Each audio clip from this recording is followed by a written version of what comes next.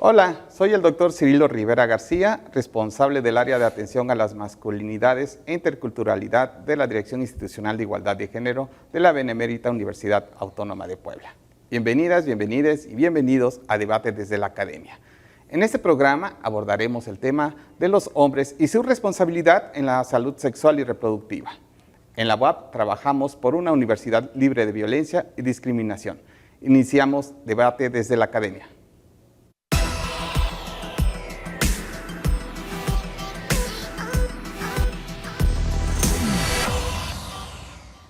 Le damos la bienvenida a nuestros invitados que nos acompañan este día. El doctor Luis Fernando Gutiérrez Domínguez, profesor investigador de la Facultad de Ciencias de la Comunicación de la UAP. Él es doctor y maestro en antropología por la UNAM, licenciado en antropología social por la UAP, profesor investigador de tiempo completo en la Facultad de Ciencias de la Comunicación de nuestra universidad. Él está interesado en el tema de los conocimientos, procesos socioculturales de género y actualmente indaga sobre la violencia de género, en particular las expresiones de feminicidio en el estado de Puebla, así como los procesos de configuración, identidad de género de los hombres y su respuesta ante aquella. También nos acompaña el doctor Óscar Montiel Torres, catedrático investigador de la licenciatura en Antropología de la Universidad Autónoma de Tlaxcala.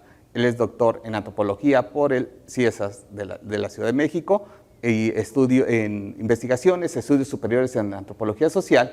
Él ha investigado diversos temas sobre los cuales destacan prostitución, trata de personas, masculinidades, violencia contra las mujeres. También es creador de la teoría del sistema proxeneta. Así que les damos la bienvenida al doctor Luis Fernando Gutiérrez, al doctor Óscar Montiel Torres. Pues, bueno, para empezar, en el marco del día 11 de julio se conmemora el Día Mundial de la Población y bueno, en realidad hemos, desde el Cairo, desde la Conferencia Internacional de Población y Desarrollo en el Cairo, se planteó la necesidad de trabajar con hombres, sobre todo en la participación en su salud reproductiva. Sin embargo, este llamado ha tenido una serie de retos, escenarios, que nos pone en México, por ejemplo, la OCDE habla de México como el primer lugar en embarazos en adolescentes, problemáticas como trata de personas, con fines de explotación sexual, entre otros temas. Así que, planteando ustedes desde la disciplina que han abordado, el planteamiento es, bueno, ¿cuál ha sido la responsabilidad de los hombres en el ejercicio de la salud sexual, la salud reproductiva, desde este planteamiento que hace el Cairo específicamente? Por lo tanto, ¿qué implica hablar de esos temas entre hombres con hombres? Adelante, doctor Luis Fernando. Hola, Cirilo, pues nuevamente es un gusto estar aquí contigo y también con Óscar, compartir otro espacio de diálogo. Bueno, finalmente este es un tema muy interesante porque a casi 30 años de la formulación de la plataforma del Cairo, estamos ante una circunstancia en la que podríamos decir que hay realmente pocos avances. La condición de género de los varones usualmente nos lleva a pensar que el tema de la salud sexual y reproductiva no es algo que forme parte de nuestra experiencia. ¿Y a qué nos referimos? A que finalmente hemos crecido con la idea de que todo aquello que tiene que ver con nuestra experiencia en la manera de pensar el mundo, en la manera de experimentar nuestros cuerpos, es algo que está dado de origen y por lo tanto no hay necesidad de pensar en ello. En ese sentido, siempre es una invitación muy importante justamente a pensarnos en términos de si efectivamente no tenemos responsabilidad y compromiso en dar atención a nuestra salud sexual y por lo tanto a tomar responsabilidades en materia de sexualidad, sobre todo de sexualidad reproductiva. Y entonces, bueno, más que en dar una respuesta ante lo que estamos es ante la falta precisamente de convicción, de formación y de información entre los varones, como para poder entre nosotros mismos entrar en un debate y decir hasta dónde estos datos de, por ejemplo, embarazos adolescentes son una contribución en un sentido bastante negativo de parte nuestra. Entonces pienso que por ahí podríamos empezar la discusión y después, a reserva de lo que Óscar comente, seguir abundando. Doctora Óscar Mantiel Torres, de repente hablar entre hombres, a ver, salud sexual, salud reproductiva, implica un ejercicio de la sexualidad que lo abordaremos más adelante. Sin embargo, en este momento, ¿qué implica los hombres? ¿Por qué nos cuesta trabajo hablar de esos temas? Porque se supone que hay una plataforma política, hay programas que en materia de una política pública. Sin embargo, cuando se muestran los datos de simplemente hacerse la vasectomía, resulta ser que pues están sumamente las brechas de género en esta materia entre hombres, pues es sumamente muy baja con relación a la que hacen las mujeres con la OTB o la salpingoclasia. Sin embargo, lo que vemos es que muchas son obligadas. ¿Qué implica hablar entre hombres, ahora entre los tres compañeros, de la salud sexual y la salud reproductiva?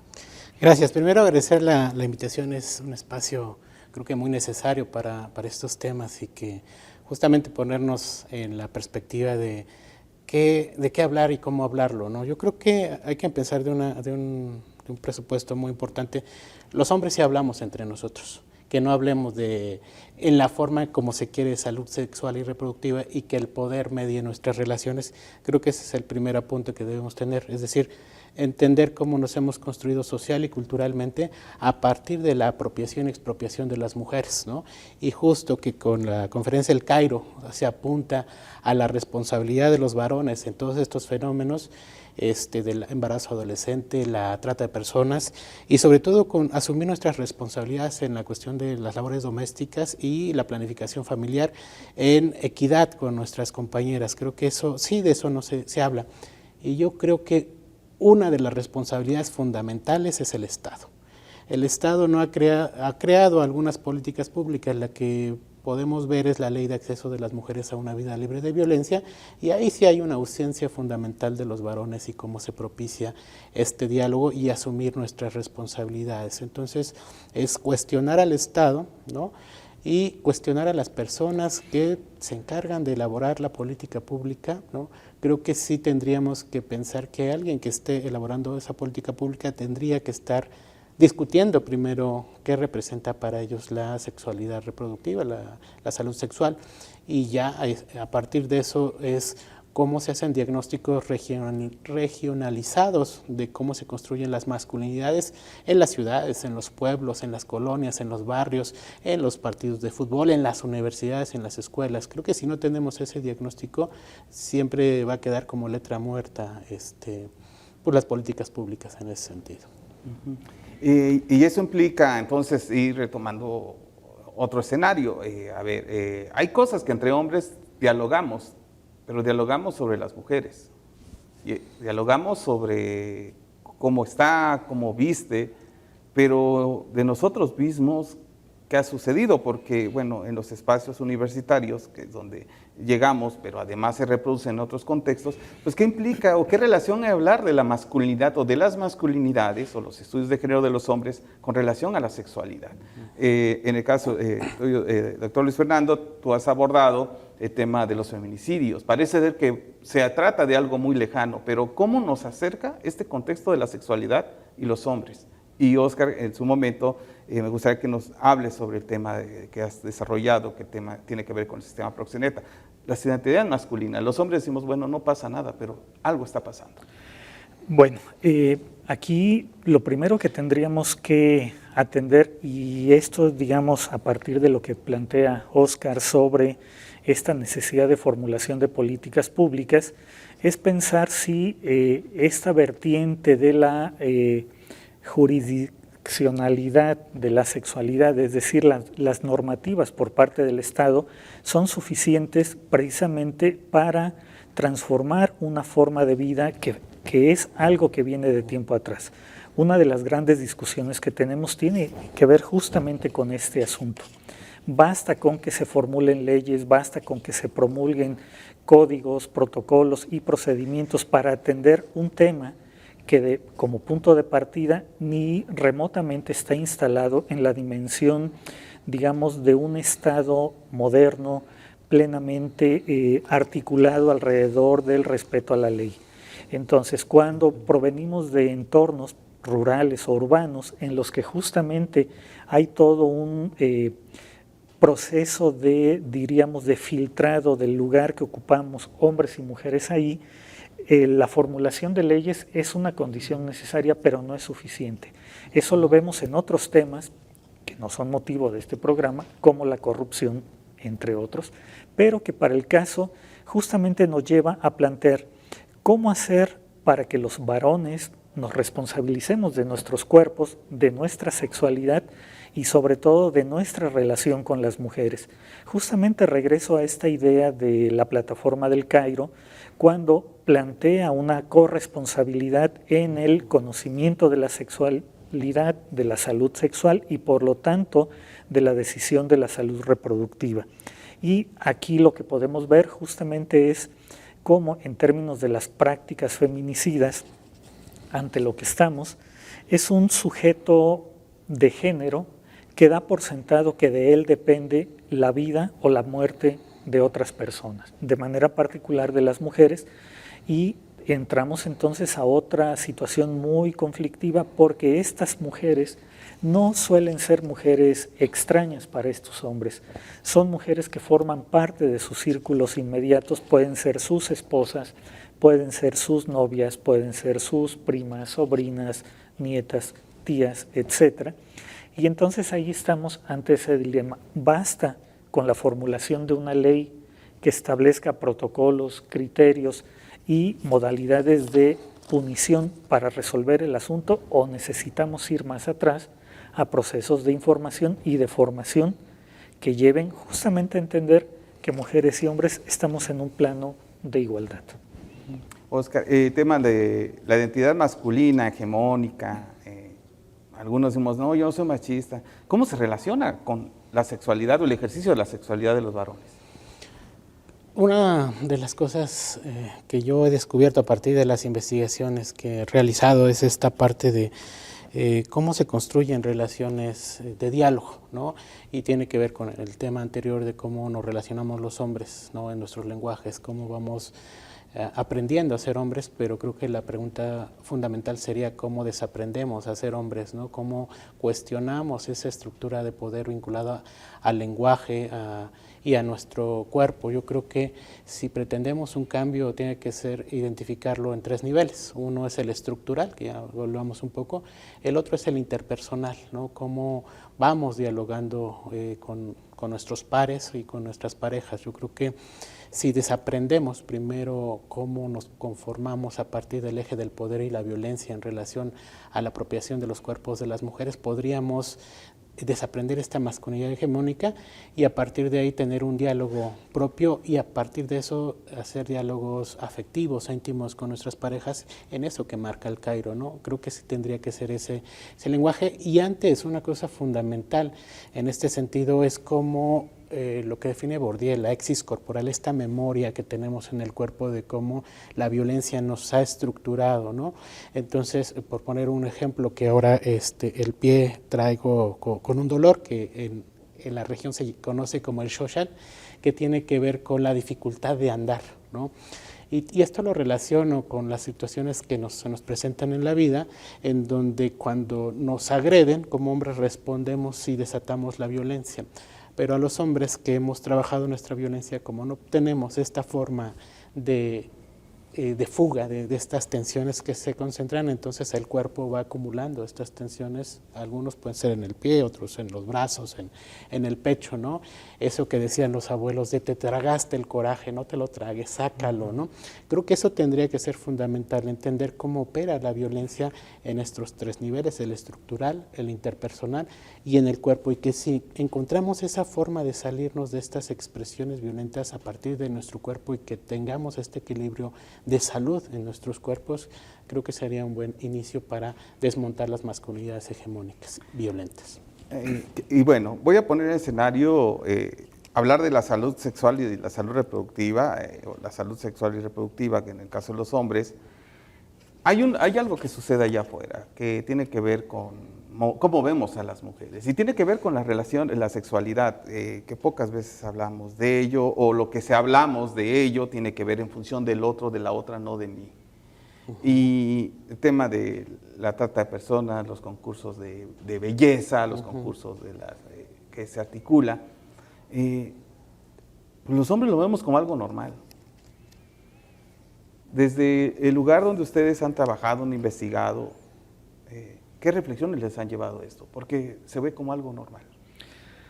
Bueno, no hay que perder de vista justamente que esta palabra que cada vez adquiere más expansión, la normalización o la invisibilización, tiene que ver precisamente con este asunto filosófico de que el genérico de los varones se constituye en ese referente, en ese episteme universal, a partir del cual se construye mundo, se produce civilización y por lo tanto a partir de ahí se producen lecturas sobre las posibilidades o imposibilidades de los cuerpos.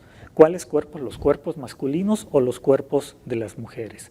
Bueno, y entonces aquí de pronto puede parecer hasta como un acto de magia, cómo los hombres teniendo o habiéndonos autoatribuido esa capacidad de nombrar el mundo y de nombrarlo en masculino como si ese representara el universal, empezamos a plantear precisamente esta idea de que lo que se puede regular, lo que puede pasar por la cultura, no es el sujeto yo, es el otro, es el objeto al cual justamente ahí se da una mirada un tanto natural. Los hombres vemos a las mujeres y a partir de ahí las configuramos como objeto, como esa otredad que está a nuestra disposición cuando lo necesitemos, cuando lo requiramos y por lo tanto precisamente no nos lleva a nosotros a reflexionar autocríticamente cómo es este vínculo con las mujeres. El cuerpo evidentemente que se convierte, y ya Óscar acaba de hacer una demostración de ello, de cómo se aprende el mundo. El mundo, el primer elemento a partir del cual aprendemos lo que es la experiencia de vida es el cuerpo. El mismo Bourdieu dirá, desde antes de nacer, nuestros propios padres están configurando un mundo para nosotros por la manera como van a platicar entre ellos en su entorno familiar una vez que saben que venimos en camino. Si viene una niña, su lenguaje girará en torno a cosas agradables, favorables. Si quien viene en camino es un varón, pues ya desde ahora se le podrá entrenar en el uso verdadero de las palabras, palabras fuertes, palabras rudas, que empiecen a configurar esta idea de que al mundo solo se le aprende a través de la violencia. Y la violencia que no será solamente física, sino discursiva y también simbólica.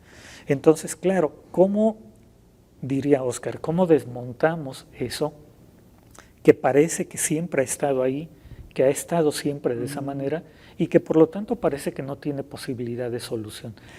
Lo venimos diciendo en otros espacios. Si la sociedad, si el mundo, si la realidad que vivimos ha sido producida por los seres humanos a partir o a lo largo del tiempo, es lógico que también pueda ser transformada hacia otras vertientes. ¿Cuáles? Bueno, pues las mujeres a través del movimiento feminista o de los diferentes movimientos de mujeres han propuesto ya una pauta que no pasa por la violencia, una pauta que pasa por el reconocimiento de las mujeres como sujetos y por lo tanto desde esa perspectiva los hombres estaríamos en la ruta a equipararnos con ellas en condición de sujeto y por lo tanto entablar un diálogo desde la horizontalidad, donde el poder, y con esto terminaría en este momento, el poder es un elemento que sirve para sumar, para multiplicar en favor de mujeres y por lo tanto también de los hombres.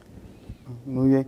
Y en este ejercicio de poder, decimos los hombres, pues bueno, como está tan normal, pues es que sí, así se ven a las mujeres en los medios, en las películas, en las series, en las revistas. Y Óscar, en estos trabajos sobre la trata de personas con fines de explotación sexual, los hombres decimos, bueno, pues es que es el trabajo más antiguo, el oficio más antiguo del mundo, ¿no? Y pensamos que, pues es que mira cómo visten las mujeres, ¿no? Pues cómo no le va a chiflar uno si mira cómo actúa, ¿no? ¿Qué te dice a ti esta articulación que se da entre la identidad masculina y el ejercicio de mi sexualidad? Y decimos, es que es mi salud sexual que es integral nada más. No, pero hay matices ahí que la gente o compañeros no lo quieren ver o están justificando su mirada. Un tema muy importante y que yo creo que tendría que darnos pena y vergüenza estar cuestionando todavía la existencia de la prostitución como una forma de empoderamiento femenino. Creo que ya tendría la civilización que haber avanzado en esos términos y ver esto como cosa del pasado. Varias teóricas feministas han dicho que esta es una de las expresiones más arcaicas del poder que tenemos sobre las mujeres. Y recuerdo, bueno, mi vida está llena de anécdotas y creo que una de las que más recuerdo es cuando se iba a implementar la alerta de género en Tlaxcala en el 2016 y que un determinado personaje, funcionario, cuando le planteamos la necesidad de hacer una legislación que sancionara al cliente de prostitución, él dijo, convencido, ¿y dónde quedan los derechos de los hombres? ¿No? Entonces esto tiene que ver mucho con cómo se ha construido esta normalización, no digo naturalización porque luego se confunde y piensa que está intrínseco en nuestros cuerpos, no, es una normalización de la violencia en contra de las mujeres y se relaciona mucho con otros tipos de violencia que compartimos los varones, padrotes o no padrotes, ¿no? Que tiene que ver con justo lo que argumentabas, ¿no? La caracterización de las mujeres para el uso y disfrute de los varones. Entonces, en ese sentido, creo importante ver qué hilos conductores nos ponen, y siempre pongo el ejemplo de la furia de los cornudos, es decir, cómo podemos interpretar esa apropiación y cuando algún otro varón se atreve a violar el derecho de propiedad que tenemos, se desata todas estas lógicas de permisividad para la violencia en contra del otro varón, pero sobre todo contra las mujeres, ¿no? Por eso la explicación de muchos feminicidios íntimos cuando son descubiertas las mujeres poniendo el cuerno, ¿no? Entre comillas. ¿Y cómo se conecta con los proxenetas, ¿no? Ellos dicen, no es que nosotros nos pongan el cuerno, nosotros estamos conscientes de que mandamos a nuestras mujeres a trabajar, ¿no? A tener relaciones sexuales con otros hombres, ¿no?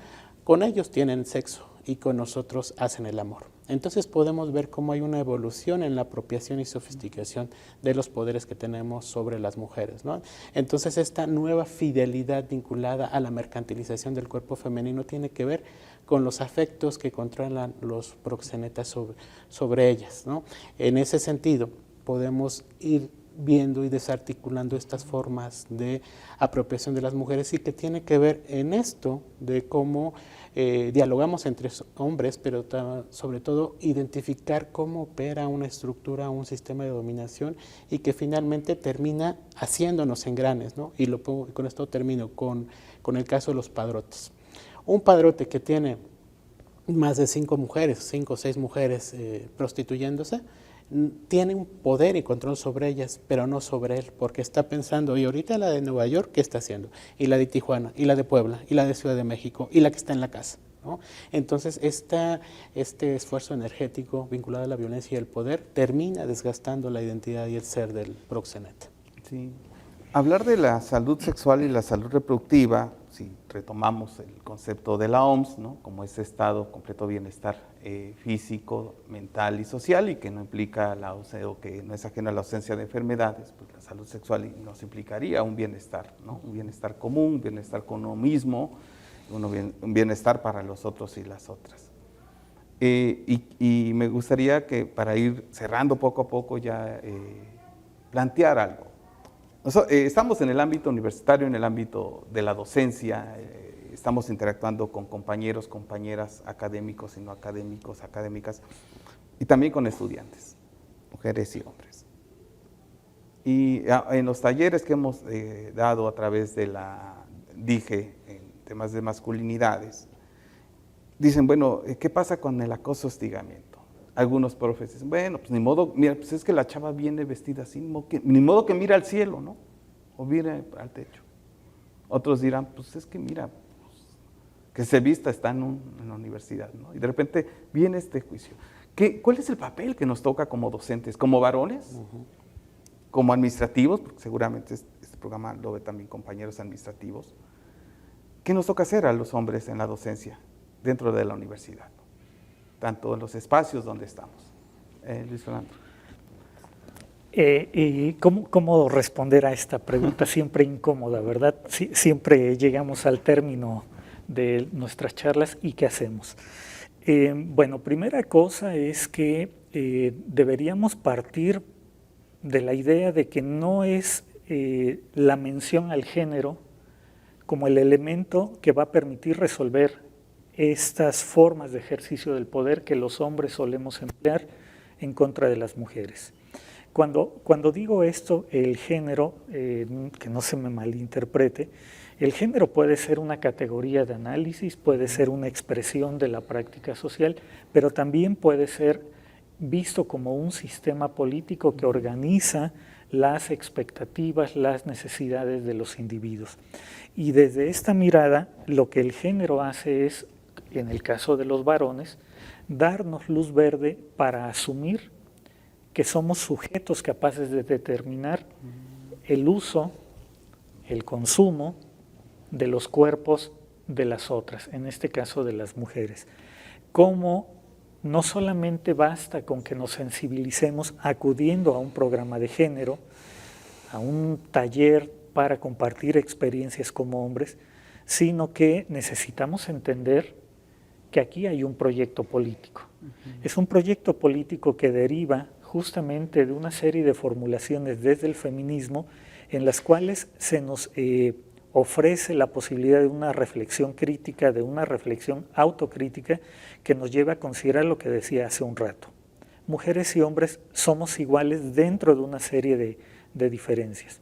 Y entonces aquí lo que los hombres hacemos como profesores, como colegas, como compañeros de trabajo es precisamente hacer una invitación primero que otra cosa a responsabilizarnos de nuestras acciones, de nuestros pensamientos, de nuestras decisiones. En segundo lugar, a informarnos sobre cuáles son estas posibilidades de relación social con las mujeres, pero no solamente con las mujeres, sino también con otros hombres. Es decir, esto que en algún otro momento he llamado la estridencia autocelebratoria, que la podemos ver en cualquier espacio donde hay un hombre que sabe más, que es más rápido, que es más fuerte, que grita más, que golpea más y que de esa manera educa a otros varones. Bueno, empecemos por desmontar eso. No hay necesidad del ejercicio de la violencia para transformarnos. Y bueno, ahí me quedaría. Sí, y es muy común de repente generar chistes sexistas, machistas en el salón, y que eso finalmente es una forma también de reproducir, y que los estudiantes dicen, bueno, si el profe lo hace, pues, a todo dar, ¿no? Oscar, para ir cerrando, ¿cuál sería esa responsabilidad que nos toca como dentro de la docencia? Pues la responsabilidad individual no acabaría con el problema, ¿no? Yo creo que tendría que ser nuevamente estructural, ¿no? Es decir, cómo se generan políticas públicas para poder hacer esta eficacia en cuanto a la erradicación de la violencia contra las mujeres. Y siempre pongo un ejemplo. Podemos tener una dirección de género, podemos tener protocolos, ¿no? Pero si no se cambia la cultura de abajo, no solo se sofistica el poder, ¿no? Entonces podemos sancionar a aquellos profesores del acoso más brutal, se puede decir, o más claro, pero entonces si los hombres aprenden a decir, bueno, si le dices algo, le haces una propuesta sexual y te dice que no, pues ya no insistas, ¿no? Y ese no es el punto es el poder que ejercen los profesores sobre las estudiantes, ¿no?